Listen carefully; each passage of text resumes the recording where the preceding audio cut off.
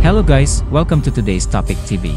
Ingat po tayo sa mga nagpapabuo sa ating ng 1,000 piso dahil dalawang tindero ang nabiktima ng palit pera ng harap-harapan. Sa video ay makikita ang isang lalaki na aali-aligid sa isang tindahan at makikitang naghahanda ito ng pera na kanyang ipapabuo.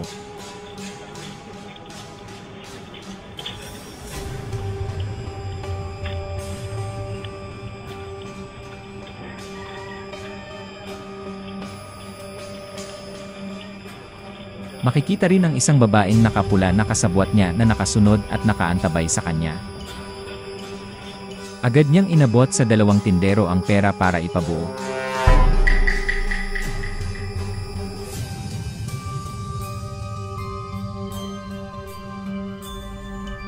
Sinuri at binilang muna ito ng dalawa. Pagkatapos mabilang ay bumunot ang tindero ng 1,000 sa isang bukos niyang pera at iniabot sa lalaki. At para mawala sa atensyon ang dalawa, ay sinabayan ito ng lalaki ng pagtatanong sa dalawang tindero para mapalitan ang pera. Kaya niya yung mga kasi tinda niya na luto, meron ba yan? At dito ay pinapalitan na niya ng 100 mula sa kanyang bulsa ang 1,000 hawak niya. Wala kasi tinda. May maya ay makikita na sa kanyang kanang kamay ang 100. Ay, may dag. Nagtataka ang tindero kung ano ang ipinapakita ng lalaki dahil ang alam niya ay nabigyan na niya ito ng 1,000. Kaya't di pa niya magets kung ano ang sinasabi nito. Kaya't nagtataka itong kinuha ang 100 pera.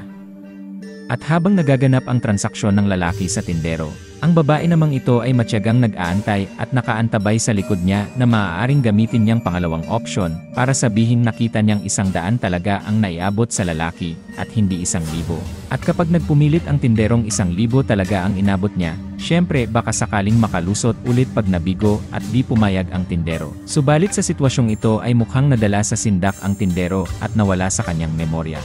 Tulog kasi ng tulog eh. At dahil wala na itong pamalit na 1,000 buo, ibinalik na lang ulit ng tindero ang pera niya kanina. 5, 6, 7, 8, 9, 10. At ayun, maliwanag na instant nagka-1,000 ang lalaki. Subalit ang tindero'y duda at pakiramdam niya ay naisahan siya ng lalaki.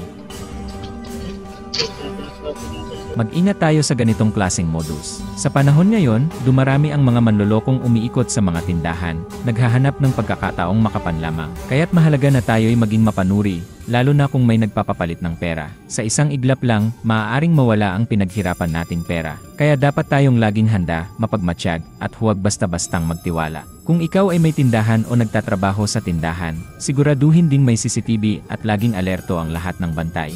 I-share ang video na ito para wala ng iba pang mabiktima.